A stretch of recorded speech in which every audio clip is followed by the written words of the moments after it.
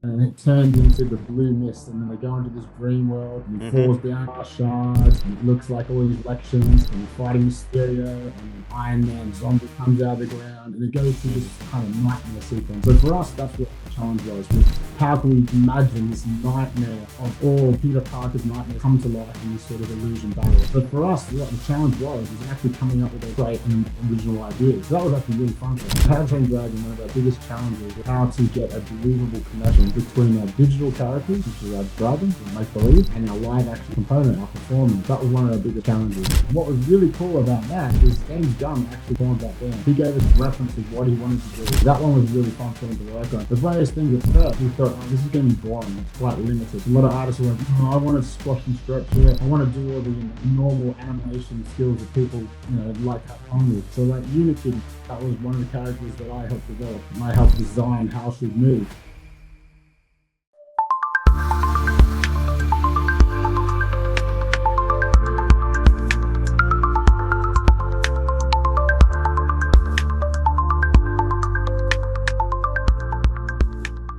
Hello and welcome to Prolific Perspectives. Finally, we are back with another episode after a very long time. This is Kamal Hassan, your host and founder of Prolific Animation Studio. We are all about innovation, entrepreneurship, and how to be successful. Today, we have an amazing guest with us, Kayn Garcia. Hey, Kayn, how are you? I'm very good, Kamal. How are you, buddy? Pretty good, pretty good. So, pleasure to have you with us, Kayn. Please give your brief introduction to our audience so they'll know more about you. Yeah, cool. Thank you. Well, my name is Kayn Garcia, as mentioned. I am from Australia. I Mm-hmm, started off my career as a young boy obsessed with comic books and drawing. So I always had this need to mm-hmm, draw and draw mm-hmm, on school books and on mm-hmm, walls and back alleys and train tracks. mm-hmm, I started off doing my Bachelor of Fine Arts, where I focused in painting and drawing. I always had love for bringing stories to life. And from there, I was very lucky that my first job was at Walt Disney Animation. So I first started off there as an in-betweener doing 2D mm-hmm, animation. I mm-hmm, first slowly went through the internship, became an mm-hmm, assistant animator, and then became a full animator. I mm-hmm, was there for 7 years before the 2D studios closed. mm-hmm, And then with its closure, I moved into the 3D world. So mm-hmm, at first, a lot of places didn't want me. I didn't really know how to use a computer, but I was lucky that I found an opportunity at a small mm-hmm. studio, Photon Visual Effects, which Okay. was in Queensland, Australia, at Mm-hmm, Warner Bros. TV World. And they were uh-huh, doing a small TV series. And they took a mm-hmm, bunch of us on from Walt Disney mm-hmm, that had 2D experience, but were willing to train us in 3D. So what was uh-huh, really great about that is they sat me next to kids that were mm-hmm, straight out of college that really understood the technology, mm-hmm, and they would help me with technology, and I would help them with animation. And to be honest, at the time, I didn't even know how uh-huh, to turn a computer properly, so I was uh-huh, very used to that 2D drawing, mm-hmm, Lightbox. The C machine was my only real computer. mm-hmm, So it was a real learning curve. So I was really felt like I was banging my head against the wall at first. But slowly with time, I realized it's uh-huh, just another tool. It's another uh-huh, paintbrush. It's another pencil. And I mm-hmm, slowly got my head around that. And then from there, I moved on to Animal Logic, where I uh-huh, spent another 6 or 7 years working in commercials, working in films like Guardians of mm-hmm, Gahul, the Lego uh-huh, Movie, just to name a few. And then from there, I moved over to London, where I went to uh-huh, Framestore, uh-huh. and I've been at Framestore for 12 years now. 12 And I years. started Golden off ticket. with, yeah, it's Uh-huh, been a long stint.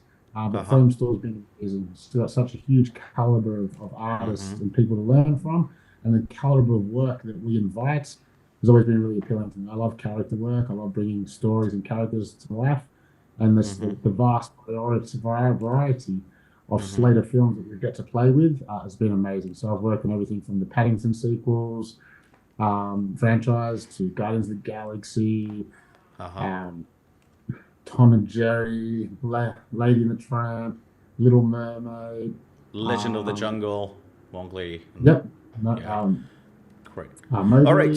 so your career has spanned over a decade working on some of the most iconic films. What initially sparked your interest in animation and how did your journey begin? How did my journey begin in animation? Yeah. Yeah, yeah. So it would have started back at 2D. So it started as the 2D world. So it was Disney. So that's how my career started. And then from there, I followed it into the 3D world. Mm-hmm. And then from there, I started off just as an artist. So I started off as an animator. Mm-hmm. And then from there, I slowly worked my way up into being a lead, and I was a Uh-huh. lead on mini films. And Mm-hmm. then from there, I slowly transitioned to being a supervisor. So I've probably been a supervisor for now the last 6 or 7 years, Uh-huh. where I've had the opportunity to just work a bit closer with clients and directors, help lead teams, work with many departments to help, manifest and bring our projects to life. So it's And been current more than a decade in Framestone, and it's been more than 7 years as an animation supervisor at Framestore. What is the most challenging part of managing a team of animators, and how do you keep the creative vision consistent across the board? Yeah, it's a really good question. So it's always very different. So I guess the always thing is to keep up good energy. I think what's quite lucky about what we do is I love what I do. I'm bringing stories to life and making daydreaming for a living. And nearly everyone that I work with is the same. We do this for a reason. It's very difficult and complicated and Mm-hmm. time consuming and really competitive. And it's really hard to get Mm-hmm. into a professional role in this industry. And once Mm-hmm. you do, you really are passionate about what you do. You have to be to Mm-hmm. get there. So that's the part of the luck is that we have a passionate team. So that makes it easy. Everyone wants to bring things to life. Yeah. Everyone enjoys what they do. But it is a job, and we do have Mm-hmm. harsh deadlines that we have to hit, and we do have to produce work. So how do we keep that enthusiasm going? Is just to remember exactly that. So is Why it we're is it doing. is it is it easy to work with deadlines, like pressure, meet the deadlines and get the work done? How does it work with your team? How do you accommodate your team, and how you keep them motivated to handle the pressure and meet the deadlines? Yeah, that's a good question. Well, of course, deadlines is part of any business and any production. We have budgets that we have to maintain. So it's hitting little milestones. So it's finding little goals along the way that we have to hit, and then hitting those, and then growing, progressing through that thing. And everyone has different paces that they work at. You have some artists that are very efficient and very fast, and that Mm-hmm. they can do one. You have others that are very good but quite slow. So you got to balance out the whole team and work to what people's strengths are, and make sure that you don't push past what people's strengths are, because then you can break people.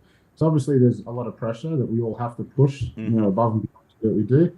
But Mm-hmm. my job is also managing those skill sets and making sure I'm getting the most out of my team without Mm-hmm. wearing them out, and making sure that we're enjoying what we do. So I have a good laugh. I laugh in my dailies. We're all Uh-huh. having fun. We're having a good joke, and we're Mm-hmm. looking how to create and make it as creative Mm-hmm. and fun as possible. So I think within those restraints, I think we Uh-huh. try to have a good laugh, and make the most of it. Correct. So it's amazing you work on the live action How to Train Your Dragon. It looks incredible. The dragons are such an emotional part of the story. How did you go about making them feel real and believable in live action, especially the giant dragon in the film? What creative or technical challenge did you face?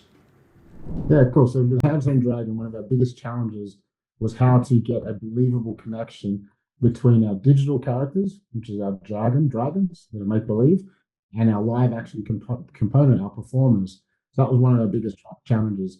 And we do several different ways of doing that. So one of the old Okay. traditional ways, or one of the ways that we implemented a lot, you used to have like your little tennis ball, or you have Yeah. your cutouts, you got it. We took that to another step. So we worked with a team. Uh, Mm-hmm. of puppeteers and puppet Okay. makers that would make us full fabrications of our dragons. So we Mm-hmm. had Tom Wilton, who was one of the puppeteer performers, who would actually drive Toothless. Mm-hmm. So he'd be the head, and he'd be performing in shots with a head Mm-hmm. puppeteer. He had three of Oh. his friends working with him who would do the Mm-hmm. body of the dragon and the tail of the dragon. So we Mm-hmm. had something shot that we could frame, and that our Uh-huh. performers, Mace and Thames, could actually interact with and act with. So there's something really there for him to react with. So what we'd do at first is Mm-hmm. we would do vignettes, which is animation performance tests, to give Yeah. an idea of what this performance would be in this real world. So Mm-hmm. Toothless now, he's bigger. He's going to be Yeah. a bit slower with the way he moves. He's got more weight. Yeah. He's very minimalistic in his performances. So we really wanted to make it feel tangible and real. So we Mm-hmm. had some already performances of the key interaction moments. So when we're on set, that we could Mm-hmm. use that with the puppeteers, with Dean DeBlau, our director, Mm-hmm. and the performers, to give an idea of what they do. But the key was actually having puppets and puppeteers on set that our performers Yeah. could do. So that was the first part. And that was with the Mm-hmm. intimate sort of Mm-hmm. performance pieces. But something that Yeah. was even harder than that was our riding our dragons. So how we're going to ride our dragons. Oh. So that was one of the Mm-hmm. biggest complicated things we needed to do, and to Mm-hmm. really make sure that the kids, that Mason felt like he was under a dragon, that there was real Oh. motion, real Mm-hmm. flight, that he was really banking and diving, and that Oh. you could feel the muscle and strength of the dragon underneath him. So what we created, what we call is Mm-hmm. motion-based robotic gimbals, which is Mm-hmm. basically like a rodeo. So we Uh-huh. created this dragon head and dragon torso that was Mm-hmm. fully articulated. It had a base in Mm-hmm. the bottom with 6 actuators that was driven Mm-hmm. by our performances and a remote Mm-hmm. control, so that we could get a real believable dragon under there. And then also that when Mason was on set, he's actually riding a dragon. So we Mm-hmm. did a whole bunch of cycles of all different variations of speeds and Mm-hmm. tempos and different actions. So when we're on Yeah. set, we could have a flight cycle there, for example. Mm-hmm. Mason's on top of it.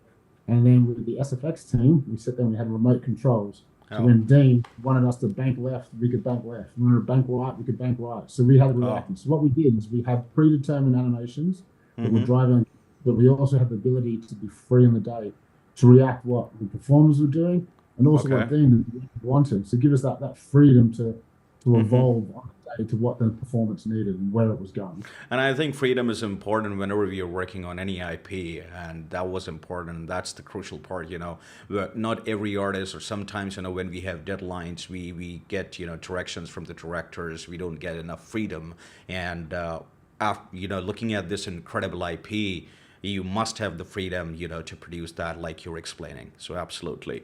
So you have managed a variety of animation style throughout your career. Do you have a personal favorite style or technique you love to work with, and why does it resonate with you? Yeah, that's a really good question. So I started off with the traditional, more cartoony 2D world and Disney world. So I grew up in that world, and I've done everything from dinosaurs, walking with dinosaurs, to hyper realistic, to very exaggerated Tom and Jerry or How to Train Your Dragon, kind of thing. So what my favorite is I don't really know. That's a really good question. The thing that I actually love about what I do is how versatile our styles can be. So I love bringing a character, creature, or inanimate object to life. And what the thing that I love the most is something that I've never done before. And that Mm-hmm. challenges not knowing how to bring life to it, or how can we discover how this Mm-hmm. particular character will move. Like dragons are make believe creatures. They're a Yeah. combination of a Mm-hmm. cat, a lizard, a bat. All Mm-hmm. these kind of things coming together. So you need to study and Mm-hmm. analyze what their creatures are, and then bring it together Mm-hmm. to make up what ours are. But then Mm-hmm. Christopher Robin, they were teddy Yeah. bears that were made out of different objects. That you Mm-hmm. know, Winnie the Pooh was made out of an old traditional 1920s teddy bear that had wood in it. It was very stiff and thick, so that motivated what its motions were. Uh-huh. Tigger had cloth and little balls inside it, so he's a bit more squishy in movement. So that's the Mm-hmm. thing that I like, is not knowing what it is, but discovering what it is that Mm-hmm. makes these creatures move and what is unique about them. But then Mm-hmm. bringing life and character and performance to Mm-hmm. it that we can relate to it, something that is contained and believable, that Mm-hmm. that, that, that we care for. So to Yeah. answer your question, that's not really answering your question, but what I love is the challenge of discovering what that is and all the different Mm-hmm. styles we get to play with. So I think I'm quite lucky, and I think Mm-hmm. what's so good about where I work at Framestore is that we Mm-hmm. have such a huge range of what we do. We do everything Uh-huh. from the hyper realistic to Uh-huh. the super cartoony and exaggerated, and to Yeah. the mystical madness in between. So it's Uh-huh. the challenge of the unknown is what I actually really love. Great. So we have seen a lot of animated films being remade in live action lately, and honestly, not all of them have worked that well, like The Lion King or Snow White remakes. What's your take on this trend? Do you feel these live action versions really need to be made, or is it a sign that there is a bit of a lack of originality in the industry right now? Yeah, it's a really good question. So obviously, there's a lot of it being made. Some of them work, some of them don't. Do they need to be made? I don't know. That's the question for the audience. How to Train Your Dragon has been very successful and it's doing quite well, and some of them have not been as well received as others. So I think it's all about how they interpret. I think if it's interpreted correctly, or if it's a Mm-hmm. story that is elevated in this Uh-huh. world. So How to Train Your Dragon, I think we're quite lucky. The original Mm-hmm. IP, I really loved. The story was great. Having Mm-hmm. Dean DeBlow, the writer and director, on the remake meant that we Mm-hmm. weren't trying to recreate it. We were just Mm-hmm. elevating it to what this new world would be. And what Dean really wanted to do was what we Mm-hmm. couldn't do in that time of technology and in that world of full CG. So here we said, how can we make this cinematic? How can we make this Uh-huh. live and breathe with real characters? Okay. How do we elevate it? And it worked in this It instance. works. Mm-hmm. Christopher Robin's another great example. That's a Mm-hmm. remake on the Winnie the Pooh story, but that was done in a different way. Again, how can we look at that time and era of when those stories were real? That was all about Mm-hmm. around the war, around Mm-hmm. after World War One, and then the Mm-hmm. toys. What were they like at the time? And how Okay. can we bring that stuff? So I think that one was quite successful as well because it Uh-huh. reimagined it in a new world and a new time and a narrative that worked. But you're right, it doesn't always work. We do have a lot of them. There's somewhat a bit of a saturation of remakes at the moment. Mm-hmm. And, Hollywood does it because there is a Yeah. fanfare there. There's a market that it can lean into. So that's the logic Absolutely. behind it. So, sometimes it works, sometimes it doesn't. It doesn't. And if you're Yeah. lucky enough to be with a good team that will reimagine it in the right way, Mm-hmm. I think it can be quite successful. Absolutely. So if I talk about, Spider-Man Far From Home, feature incredible visual effects and animation, what was your role in ensuring that Spider-Man's web sling moment felt authentic while interacting with real life actor and sets? Yeah, that's cool. So what we did for that one, I worked on the Mysterio illusion battle. So when he goes into Mm-hmm. um, Night Fury's, no, not, is it Night Fury? Mm-hmm. Whatever, his office, and then it turns into the blue mist, and then they go into this dream world, and he Mm-hmm. falls down glass shards, and it looks Mm-hmm. like all these reflections. Then he's Mm-hmm. fighting Mysterio, and then Iron Mm-hmm. Man zombie comes out of the ground, and it goes through Mm-hmm. this kind of nightmare sequence. So for Mm-hmm. us, that's what the challenge was how can we Mm-hmm. imagine this nightmare of all Peter Parker's nightmares come to life in this sort of illusion Uh-huh. battle. So for us, what the challenge was actually coming up with those great and original ideas. So that was actually really fun for us because we had to sit down Mm-hmm. there and come up with dozens and dozens of ideas of how we could do that. And obviously, Mm-hmm. most of them don't get in there, but the ones that did, that was Mm-hmm. really exciting. It was really cool to come up with those. It's one of the only times that Mm-hmm. I've worked on a Marvel film where they've given us such creative freedom to come up with cool ideas. So at the Mm-hmm. beginning, we're sketching ideas, we're making little animatics, we're Mm-hmm. doing little concepts of what these ideas could be. And then when you Mm-hmm. see them come to life and you see Zombie Iron Man come out and do Yeah. something that's quite different, that's actually only been in the Oh. comic books, Uh-huh. that was really cool. So how do we get that interaction? For that, it was more Uh-huh. about the ideas and the actual iconic swinging. Yeah. And then what we did in that, because a lot of Mm-hmm. the Mm-hmm. performance stuff was Tom in motion capture, but when Uh-huh. he's swinging, it was fully keyframed animation. So that Uh-huh. worked out for us. We had to really string. So when he swings into, I think it was Prague Station, swinging Mm-hmm. across thing, it was a cross between full CG, Mm-hmm. hand animated, swinging around the ground. And then as we land, we sort of blended into the motion capture for his landing.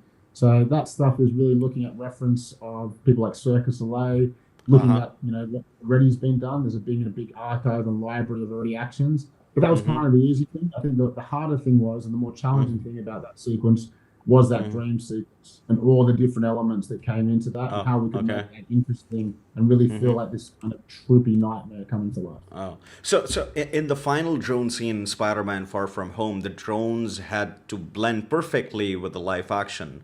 What were some of the toughest challenges in animating them, especially with all the fast-paced action while keeping the scene tense and feeling real? Yeah, that's a really good question. So that sequence there was actually done by Weta. So we didn't do that. So that film was split up between multiple studios. So that wasn't our sequence. But I can tell you how they done it because it would have been an orchestration of some live action and motion capture, but most of those interactions would have been full CG, with in reference of performers and stunt people doing stuff and bouncing off things. But once he's bouncing and he's in air and he's bouncing from drone to drone, Mm-hmm. would have all been fully CG and fully Mm-hmm. animated, Mm-hmm. and would have been referenced. So those things, what we do, we work with stunt teams, we work with acrobatics to make sure we've got Mm-hmm. a great Mm-hmm. library of references Oh. where we could see those actions. So personally, for what I did in the Mm-hmm. Mysterious Illusion battle, I actually got myself into a mocap suit. We've got a mocap studio downstairs Okay. at Framestore. Okay. So I Okay. got down there with a bunch of people. I got out some crouch mats, and I was Mm-hmm. filming myself running around, jumping, Mm-hmm. diving off things. And I would have Mm-hmm. used some of it in the shot, and then also I would have used some of it for reference for how we're going to do it. So it's a combination of, I think key for everything we do, whether it's Spider-Man or How to Mm-hmm. Train Your Dragon, it's always about Mm-hmm. research and finding out where we are influenced. Because the more that we study, the more we understand what our action is, what the story is, what the creature is, and you understand where things that you can be influenced by, Mm-hmm. the more it answers what we need to do. So a scenario like that, it's all about acrobatics. It's all about the choreography between a fight. So a lot of those things is actually filming that, getting the right people to help Mm-hmm. give you those references or doing it yourself. Like I said, I get into a Yeah. makeup suit myself with some team Mm-hmm. and jump around and see Mm-hmm. what I could use, what could influence it. Now, still key animate it, but I'll Yeah. use that as reference Mm-hmm. as what I could use to help influence those performances. Correct. So if I talk about, another incredible project of yours, Guardian of the Galaxy Volume 2, you worked on that project, such a fun and visually stunning film. What was it like working with James Gunn, especially since he has done such a great job with Superman? What was your experience like on the project, and did anything stand out to you creatively? Yeah, that's great. James Gunn is amazing to work with. He really understands the animation process. He's very collaborative in what he wants to do. And one of the things that was great. So the opening sequence of that is when you've got all the Guardians of the Galaxy dancing, and we've got little baby Groot doing his little dance. He's dancing through the sequence, and there's madness happening around him with all the Uh-huh. creatures. What was really cool about that is James Mm-hmm. Gunn actually performed that dance. He gave us Yes. reference of what he wanted to do. So what was Mm-hmm. really cool, he gave us film of him dancing around, and he sort of quoted out the whole beat. So we Uh-huh. use that for the beats. We use that for influence for what Great. we need to do. Mm-hmm. So he goes like, also he uses his brother for Rocket a lot. So he uses him for standings and for the good performance to help give us reference. So that goes again, looking for Mm-hmm. reference and do it. So Uh-huh. James was very collaborative and very proactive. As you can Mm-hmm. see, he gets in there and he performs stuff for us. So he was Absolutely. iconic in what Baby Groot would move like and how that dance would be. Mm-hmm. And obviously, it's a long sequence that was cut up between many artists.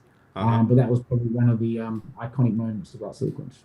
Great, incredible. So if we get down to another, incredible project of yours, the Lego movie, used CGI but was animated to feel like brick filming with all those little imperfections and details. What was that experience like for you working on animation that aimed to feel so handcrafted?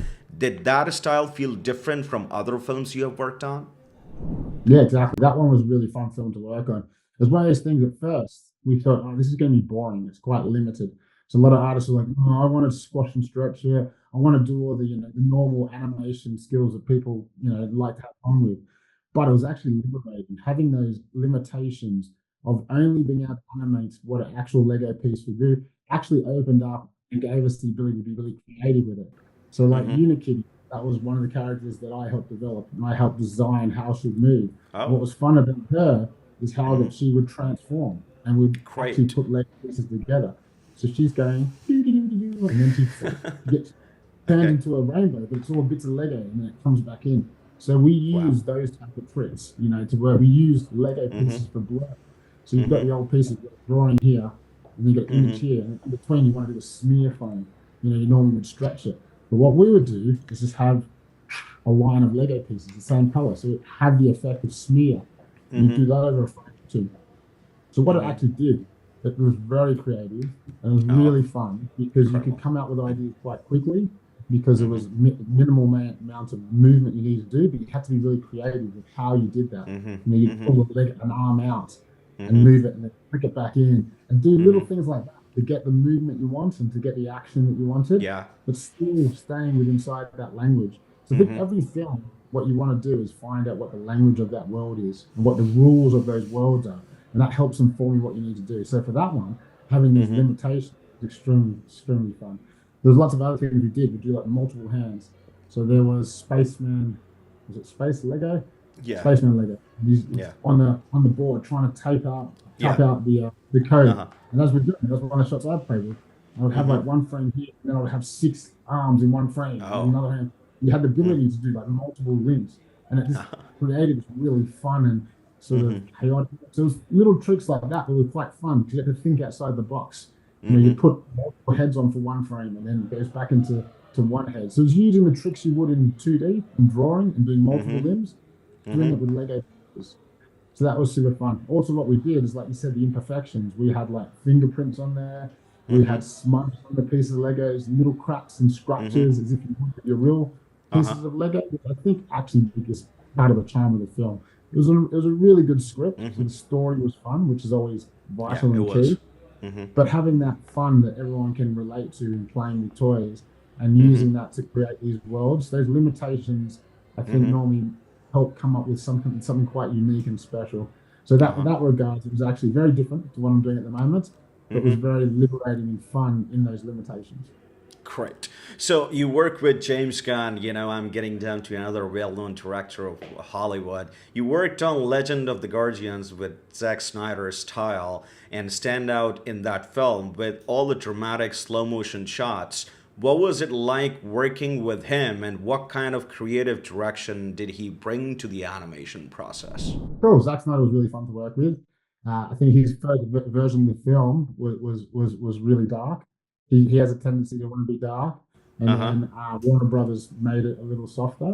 But I Mm-hmm. think the world was still really fun. I had a tapestry, but he was very interactive. He always wanted to bring a lot to us.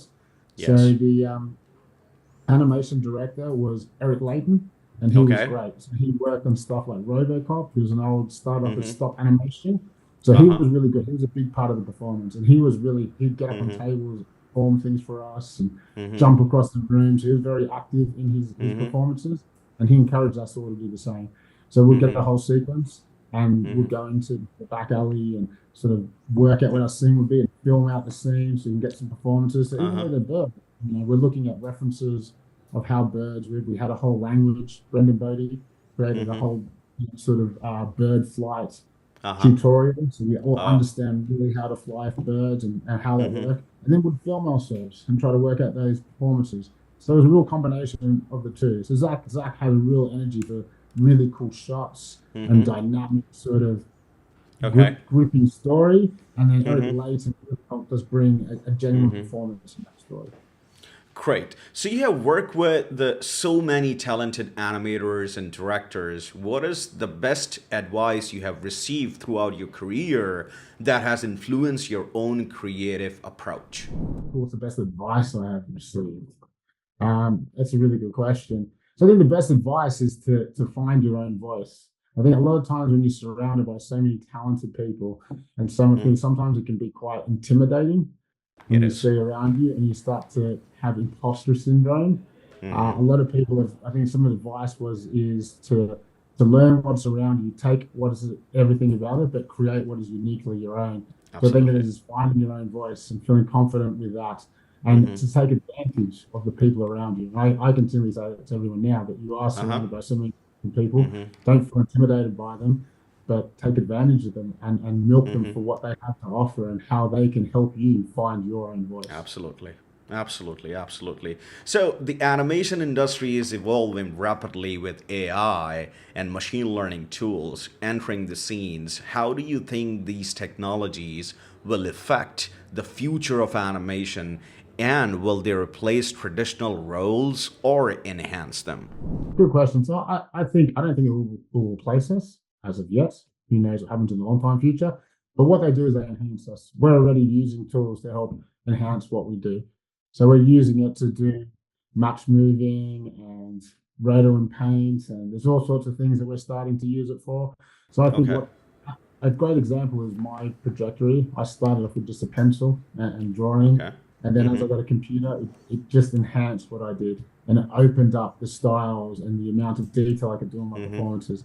So I think if you take on these technologies, it will enhance what we do and create what I think Absolutely, absolutely, becomes because more. they won't be able to replace us. And recently, I believe you must have heard the lawsuit against Midjourney on the IP issues. So there will Yep. be IP issues with AI. So I think it will help us to enhance the process, expedite the processes, optimize our deadlines. It won't replace us. So you are 100% correct. Correct. Yes. So, coming to my last question. So, lastly, as someone who had a profound impact on the animation industry, how do you want to be remembered by future generations or animators? What legacy do you hope to leave behind? What legacy? Well, thinking about it, hold it. That I should haven't be the thought of detailed that. one. Yeah, the answer should be detailed. That's a very good question. Well, I hope Uh-huh. I'm just remembered for being a nice person that worked on good films and that was Mm-hmm. collaborative. Mm-hmm. I think that's it. I love what I do, and I hope Uh-huh. that the people around me enjoy what they do too. So, if Mm-hmm. anything, I hope that I leave a legacy that people enjoyed my company and what we created together. Great, great, Great. So, Kayn, thank you so much for giving us your valuable time. It was healthy and insightful conversation with you. So, thank you for tuning into another episode of Prolific Perspectives. We hope you enjoyed this insightful conversation with Kayn Garcia. Don't forget to like, comment, and subscribe. Until next time.